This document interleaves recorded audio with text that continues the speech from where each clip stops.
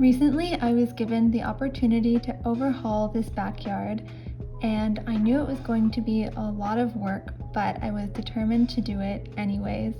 I roped my dad into helping me, and I told him that there were just a few weeds that we had to take care of, but as you can see, no one has addressed this backyard in years.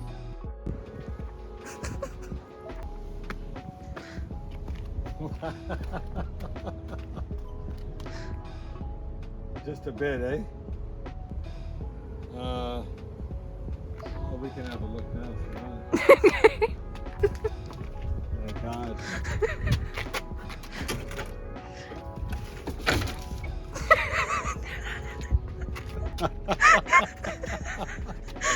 What is that? Oh, just a few weeks. My God. You can't even walk in there.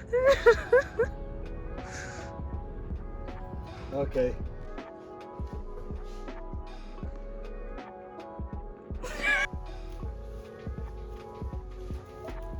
What is your reaction of the backyard, to the backyard? Wow. Here, use this. Here, use these gloves. Another pair of gloves.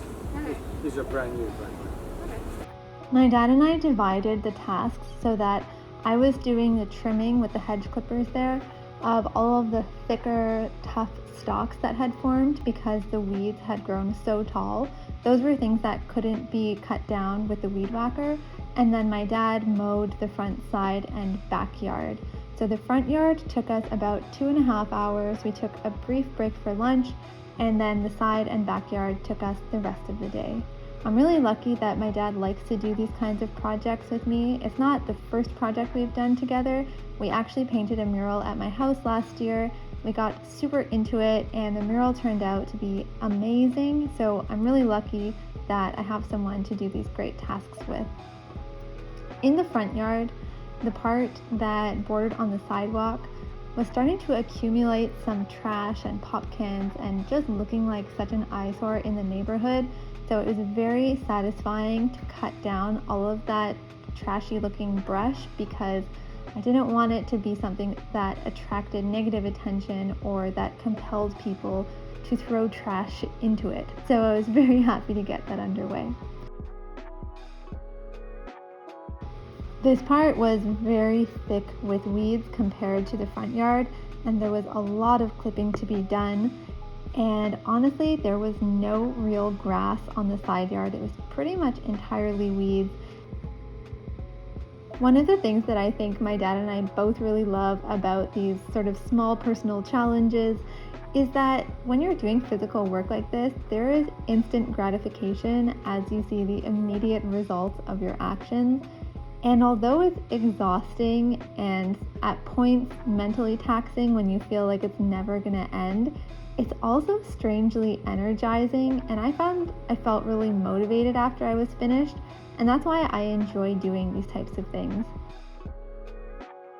You'll see that there are some peonies there that I'm cutting around. I did maintain those, they're still in the yard. I also found that there was oregano planted all around the peonies, which was really interesting and unexpected. It smelled really beautiful as I was clipping it. I am going to plant some new herbs as well in that back area. I used a plant identification app called Picture This just to make sure that I wasn't wading through poison ivy or any other poisonous plants that might give me a rash or cause my dad and I any discomfort. You can see on the side yard here as I'm raking it, it almost looks like I'm raking up salad because there is no grass, it is entirely weeds. The strong, woodier weeds kept getting caught, like all the time they kept getting caught. It was such a pain, but we did manage to plow through.